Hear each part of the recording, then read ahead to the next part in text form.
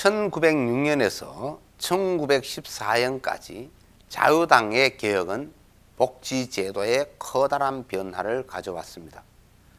이 기간 중에 근로계층의 정치적 압력은 지속적으로 증가하였습니다. 물론 조직화되지 못한 근로계층의 영향력이 어느 정도인지, 실제로 어느 정도 이 시기의 개혁에 영향을 미쳤는지는 논란이 많지만 하나의 요인으로는 추정되고 있습니다. 그리고 정치 엘리트들은 국가의 효율성을 증진하기 위해서 개혁 조치가 필요하다고 인식하고 있었습니다. 즉, 경제 성장은 건강하고 교육받은 노동력에 달려 있다고 판단하였으며, 대영 제국의 미래와 국민의 자유 및 사회적 진보는 군대를 강력히 하는 것이 아니라 아동을 튼튼하게 길러 생활 전쟁을 잘 하도록 해주는 것이라 판단하였습니다. 또한 부스 및 라운트리의 빈곤조사와 보호전쟁의 징집자에 대한 신체검사 등의 경험적 자료는 빈곤이 상상 이상으로 심각한 상태이고, 건강한 자들의 빈곤이 도덕적 타락 때문이 아니라는 것도 보여주었습니다. 보호전쟁은 아프리카에서 종단 정책을 추진하던 영국 제국과 당시 남아프리카 지역에 정착해 살던 네덜란드계 보호족 사이에 일어난 전쟁으로, 금강 때문에 일어난 전쟁으로 볼 수 있습니다. 또한 자유당 정부는 개인의 자유를 해석할 때도 전통적 의미로 억압이 없는 신체적 자유가 아니라 경제적 자유뿐 아니라 경제적 보장을 확보해주는 적극적 자유를 위한 수단도 포함되어야 한다고 해석하게 되었으며, 사회개혁에 대한 적극적 국가의 역할을 주장하였습니다. 1906년 중간계급의 지지 기반을 둔 자유당은 노동자 계급과의 연합전술, 이른바 자유당 노동당 연합에 힘입어 지주계급의 정당인 토리당을 누르고 집권에 성공하였습니다. 즉, 자유당과 노동당은 경쟁을 피하려고 비밀협상을 통해서 가능한 한 같은 선거구에 쓰는 후보자를 내지 않는 전략을 세웠던 것입니다. 허버트 에스키스, 로이드 조지, 윈스턴 처칠 등의 쟁쟁한 이름들이 포함된 자유당 정부의 내각은 신자유주의의 영감을 얻었을 뿐만 아니라 주요 추진 세력은 웨일스 출신의 급진주의자 로이드 조지와 처칠이었습니다. 학교 급식, 의료 진료, 장학금 지급 등 청소년을 대상으로 하는 입법이 시행되었고, 연수입 31파운드 이하인 70세 이상의 노년층에게 무상으로 연금을 지급하는 노령연금도 도입되었습니다. 노동당으로부터도 위협을 느끼게 되어 적극적으로 사회입법을 추진하기 시작하였습니다. 여기서 잠시 간략하게나마 신자유주의에 대해 설명하겠습니다. 영어로 뉴리버럴리즘과 또 네오리버럴리즘이 있습니다. 둘 다 번역은 신자유주의로 되는데 이것은 다른 것입니다. 네오리버럴리즘은 1970년대에 등장한 것으로 사적 재산권과 개인의 자유를 인정함과 동시에 정부의 경제 개입을 최소한으로 줄여야 한다는 작은 정부론에 입각하고 있기 때문에 몇 가지 사항을 제외하고는 정부의 간섭이 없는 시장 경제를 주장하고 있습니다. 반면에 여기서 말하는 신자유주의는 뉴리버럴리즘입니다. 뉴리버럴리즘은 19세기 말 자유방임주의에 반대해서 등장한 것으로 기본적으로는 사적 재산권과 개인의 자유를 인정하지만 실업과 빈곤 등의 문제에 정부가 적극적으로 개입해야 한다는 논리를 펴고 있습니다. 물론 뉴리버럴리즘이 주장하는 내용의 양립성 또는 내적 일치성에 대해서는 또 다른 논의가 필요합니다. 두 가지의 신자유주의에 혼란이 없으시기를 바랍니다. 다시 영국의 사회입법에서 중요한 인물이 두 명이 있습니다. 그 두 명이 바로 로이드 조지와 처칠입니다. 그렇다면 로이드 조지와 처칠에 대해서도 잠시 알아보도록 하겠습니다. 로이드 조지는 맨체스터에서 출생하여 옥스퍼드 대학교를 졸업하고 변호사가 되었습니다. 27세 때 하원 의원에 당선되었고 에스퀴스 내각이 성립되자 재무상에 취임하여 불로소득에 대한 과세를 포함한 획기적인 예산안을 제출하여 상원의 맹렬한 반대를 받았습니다. 1910년 선거의 승리를 거둔 후 상원의 권한 축소를 내용으로 하는 우회법의 성립에 의해 상원을 굴복시켰습니다. 또한 자유당에서 배출한 마지막 총리이기도 합니다. 1922년 로이드 조지가 아일랜드의 실질적인 독립 승인과 더불어 소련과 외교 관계를 수립하자 연립내각의 일원이었던 보수당 안에서는 불만의 목소리가 터져나오게 됩니다. 여기에 로이드 조지 개인의 비리 스캔들까지 터지면서 연립 정권은 빠른 속도로 붕괴되었고 결국 로이드 조지는 같은 해 10월 19일에 총리직에서 사임을 하게 됩니다. 총리직 사임 후에도 정계에서 계속 활동하면서 총리직 제도전에 대한 야망을 공공연히 표출했지만 그에게 다시 기회는 주어지지 않았습니다. 게다가 1920년대 중반부터는 노동당이 급부상하면서 자유당이 설 입지가 더더욱 좁아지는 결과를 맞이했습니다. 그렇지만 로이드 조지 본인이 지니고 있던 정치적 윗상은 대단했기 때문에 2차 대전 시기까지도 꾸준히 활동하면서 상당한 영향력을 발휘하였습니다. 다음으로는 여러분들이 잘 아는 윈스턴 처칠에 대해서 이야기하도록 하겠습니다. 윈스턴 처칠은 제2차 세계대전 기간에 영국을 지도했던 정치인입니다. 하지만 그가 노벨 문학상을 받은 작가였다는 사실을 아는 사람은 그리 많지 않을 것입니다. 그는 군인이자 정치인이었으며 작가이고 역사학자이고 예술가이기도 했습니다. 한 사람이 이렇게 많은 재능을 갖기도 쉽지 않은 일일 것입니다. 제1차 세계대전이 일어난 후 연립내각의 군수상이 되고 이어 총리가 되었으며 전쟁 후에는 파리에서 열린 베르사유 회의에 영국 대표로 참가하여 활약하였습니다. 자, 그럼 다시 본론으로 돌아가서 이어가겠습니다. 사회입법에 꽂힌 국민보험법은 약 1,400만 명의 노동자에게 실업, 질병, 장애에 대한 보험과 보호를 제공하였습니다. 이전의 억압적인 빈민법과는 질적으로 다른 일련의 개혁적 사회복지 정책들을 도입함으로써 영국 복지국가의 초석을 놓았습니다. 1908년의 노령연금은 이런 개혁 정책의 하나로 도입되었습니다. 노령연금에 관한 논의는 이미 1870년대부터 시작되었습니다.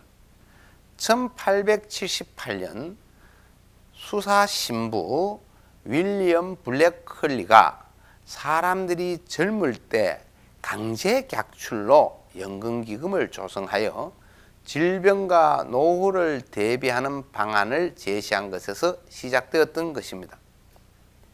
이후 1880년대와 1890년에 무약출제와 약출제를 놓고 상당한 논쟁이 붙게 됩니다.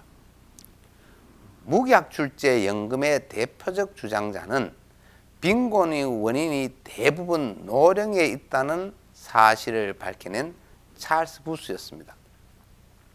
약출제는 일정한 금액을 내야 한다는 것이고, 무약출제는 연금액을 내지 않고 연금을 받는 것을 말합니다. 약출제 연금은 조지프 체인벌린 상무장관이 큰 관심을 보였습니다. 체인벌린이 보기에 무약출제 연금은 너무 많은 비용을 필요로 했고 1890년대 정부는 그럴 만한 능력이 없었습니다. 이에 대해 자신들의 사업과 경쟁이 된다고 여긴 공제조합이 연금 도입 자체의 반기를 들고 나섰으며, 체인벌린의 약출제 연금은 공제조합의 반대로 무산되었고, 부스의 무약출제 연금은 비용 때문에 실현되지 못하였습니다. 1908년 무약출 연금 법안을 의회에 제출하였습니다. 이들은 무약출제로 하되 그 대상자 수를 줄이고 또 연금을 도입함으로써 빈민법의 재정 부담을 줄일 수 있다고 생각하였습니다. 이들의 무약출제 연금 법안은 광범위한 지지를 얻어 의회를 통과했습니다. 그에 따라 70세 이상의 남녀 고령자 중 자산조사와 도덕성 조사를 통해 대상자가 선정되었고, 급여액은 일주일에 5실링으로 결정되었습니다. 노동과 최저임금에 관한 의미 있는 법들도 이 시기에 만들어졌습니다. 1908년 내무성은 광부의 8시간 노동을 규정했고, 처칠이 주도적으로 만든 1911년 상점법은 일주일에 한 번 반나절 상점문을 닫도록 규정하였습니다. 더 신선한 것은 영국 노동조합 회의가 줄곧 요구해온 법정 최저임금제를 일부 수용한 1909년 상무성법이었습니다. 이러한 입법들 중 가장 대표적인 것이 1911년 입법된 내셔널 인슈어런스 국민보험입니다. 국민보험법은 강력한 이해집단, 즉 공제조합, 노동조합, 또 의사집단 간의 길고 괴로운 협상 결과로 얻어진 해결책이었습니다.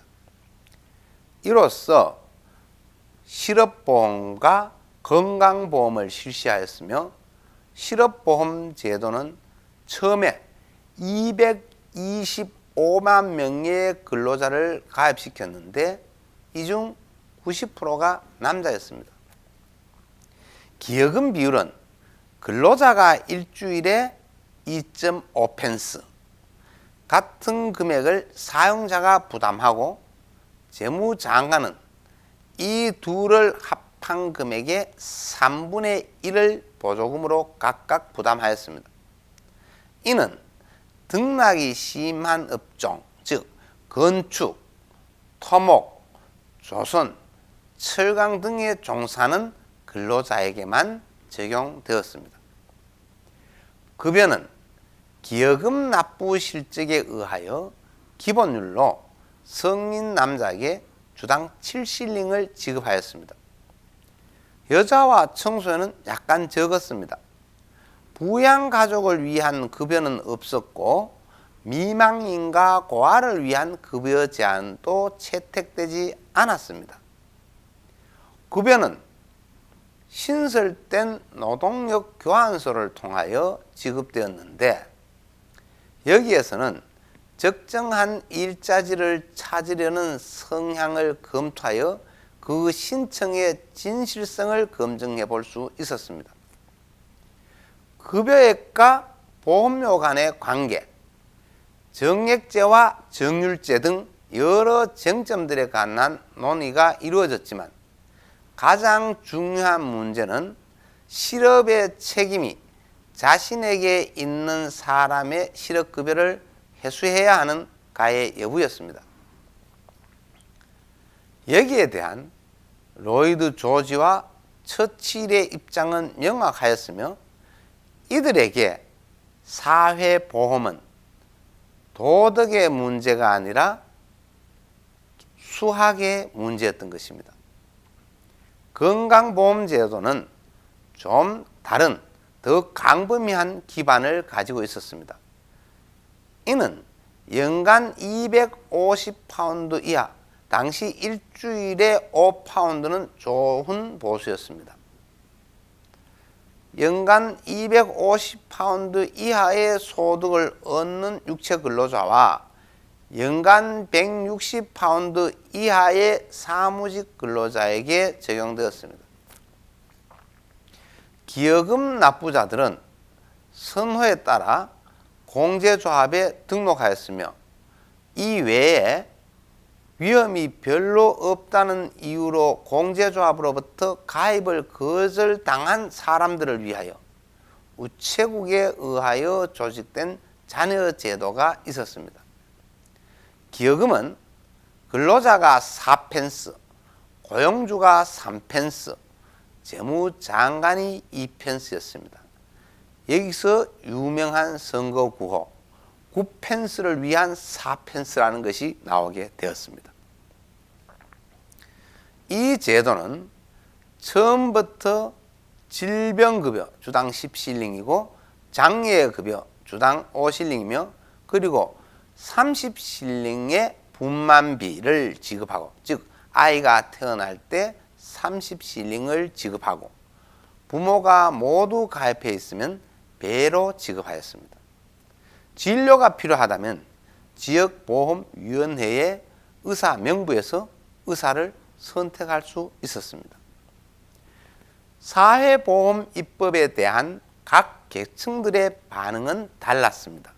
자본가들은 통일된 입장을 갖지 못하였으며 일부 자본가들은 독일식 사회보험에 반대를 하였는데 반대의 가장 큰 이유는 비용 부담과 산업들 간의 불공평한 비용 분담, 복잡한 관료 조직 등이었습니다.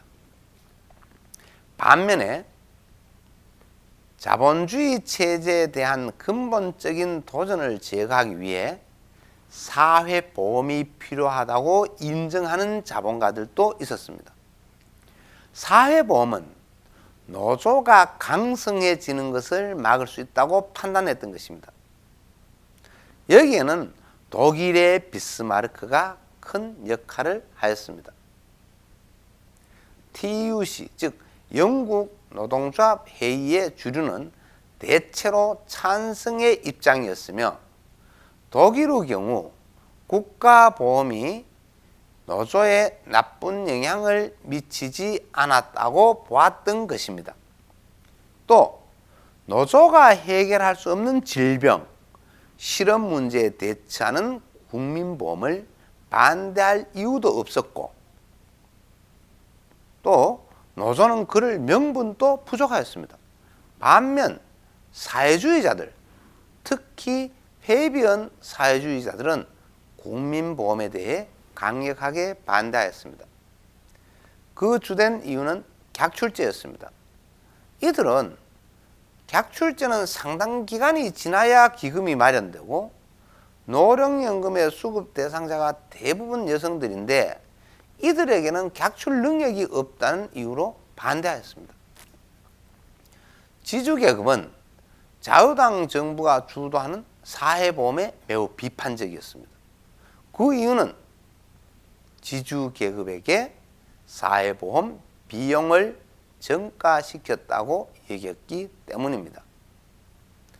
국민보험이 입법되기 전 그 재원을 충당하기 위한 로이드 조지와 상원은 치열한 논쟁이 있었습니다. 1909년 재무장관 로이드 조지는 사회보장제도의 비용을 충당하기 위해서 부가가치세와 불로소득에 대한 세금을 포함한 이른바 인민예산을 하원에 제출하였습니다. 지주계급에 대한 과세 증가를 특징으로 한 이 예산안은 귀족에 대한 도전장으로 받아들여졌습니다. 그 이후 상속세가 증가했고 1907년에 도입된 소득세의 누진율이 올랐으며 연 2,000파운드 이상의 수입에 대한 부가소득세와 토지세가 신설되었습니다. 로이드 조지가 4시간에 걸친 발언 끝에 제안한 이 예산안은 하원을 통과했으나 상원은 부자들의 피를 빨아먹는 짓이라고 비난하면서 부결시켰습니다. 이 사건은 상원과 하원의 권한에 대한 중요한 헌정적 정치적 위기를 야기시켰습니다. 그 이유는 1671년 2일에 상원은 재정에 관한 하원의 법안을 수정하거나 거부권을 행사하지 않는 것이 관습이었기 때문입니다. 좌우당 정부는 의회를 해산하고 1910년 1월에 총선거를 실시하였으며 아일랜드 민족당의 지지를 얻어 다시 집권하게 된 자유당은 개혁 법안들을 추진하였습니다. 로이드 조지의 결단과 뚝심은 우리에게 명쾌한 조언을 해주고 있었습니다. 그 조언은 다음과 같습니다. 세제를 바꾸지 않고 사회복지의 수준을 높이고 사회복지의 대상을 확대하겠다고 약속하는 자는 사기꾼이다. 그럼 다음 강의 때 만나도록 합시다.